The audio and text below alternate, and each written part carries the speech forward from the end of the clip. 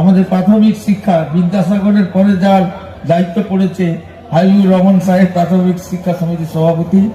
ঈশ্বরচন্দ্র বিদ্যাসাগরের সঙ্গে তুলনা পূর্ব মেদিনীপুর জেলার প্রাথমিক সংসদের চেয়ারম্যান হাবিবুর রহমানকে।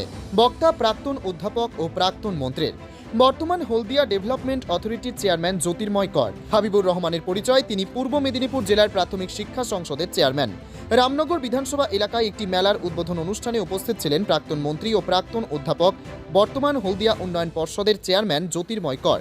সেই অনুষ্ঠানে বক্তব্য রাখতে গিয়ে তিনি বলেন, প্রাথমিক শিক্ষার বিদ্যাসাগরের পরে যার দায়িত্ব পড়েছে তিনি হাবিবুর রহমান। তিনি শিক্ষা সংসদের সভাপতি, যাকে বলা হয় বিদ্যার সাগর, যার বিদ্যার সাগরের কুল কিনারা পাওয়া যায় না, সেই বিদ্যাসাগরের সমগোত্রীয় হিসেবে জনসমক্ষে প্রমাণ করলেন প্রাক্তন অধ্যাপক ও প্রাক্তন মন্ত্রী জ্যোতির্ময় কর।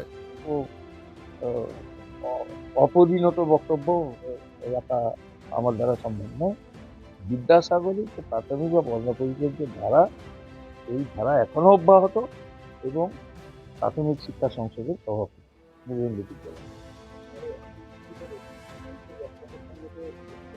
তা হতেই পারে, তাড়াতাড়ি তখন বলা হয়তো অনেকে ছিল। বিদ্যাসাগরের ধারাকে মানে প্রাথমিক শিক্ষা বা বর্ণপরিচয়ের ধারা, এইটাই আমার বক্তব্য। এর আগে বিভিন্ন রাজনৈতিক নেতা বারংবার শোনা গেছে, কখনো রাষ্ট্রপতিকে, কখনো রাজনৈতিক নেতাকে বা কখনো প্রধানমন্ত্রীকে তাদের দিকে নানান রকম মন্তব্য করা হয়েছে।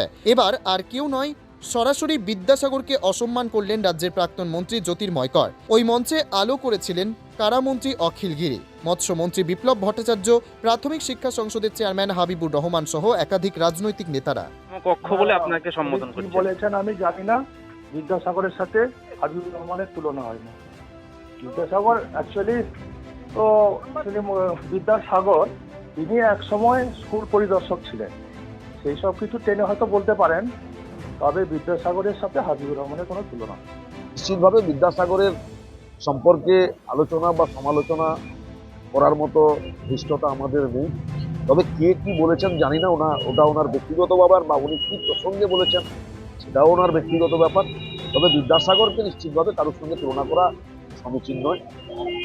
দেখুন, এই ধরনের কথা কেউ বলতে পারেন, এটা আমার বিশ্বাসের বাইরে।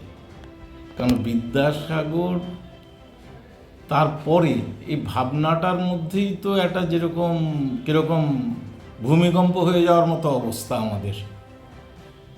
বিদ্যাসাগর এমন একটা উচ্চতায় থাকেন, হিমালয়ান উচ্চতা, যেটার দিকে আমরা যারা একটু পড়াশুনো করেছি আমরা সেইটার দিকে ঘাড় বাঁকিয়েও তার নাগালটা পাই না। তার সাকসেসার কেউ, এটা বলতেও আমাদের বোধহয় গা ঝিমঝিম করে উঠছে যে এই ধরনের কথা বলা যায় কিনা, বা তিনি বলেছেন কিনা। তো শুনতে দেখলাম যে তিনি বলেছেন বিদ্যাসাগরের পরে, এটা কোনোভাবেই মানা যায় না। কেননা আর হাবিবুর রহমানকে তো আমরা ভালোভাবেই চিনি, এবং এখানকার প্রাথমিক সংসদ এবং তার সাঙ্গপাঙ্গ যারা আছেন প্রত্যেককেই আমরা এই কাঁথি শহরে চিনি, যে পূর্ব মেদিনীপুরের শিক্ষা ব্যবস্থাটাকে অন্তর্জলি যাত্রার পথে এরা নিয়ে যাচ্ছেন। সুতরাং এর সঙ্গে বিদ্যাসাগরের নামটা জড়িয়ে ফেলা, সাম্প্রতিক তৃণমূলের যারা মালিকানা রয়েছেন তারাও যেরকম আবল তাবল বকছেন নানা রকমভাবে, ইনিও বোধহয় এটা আবল তাবল বলে ফেলেছেন।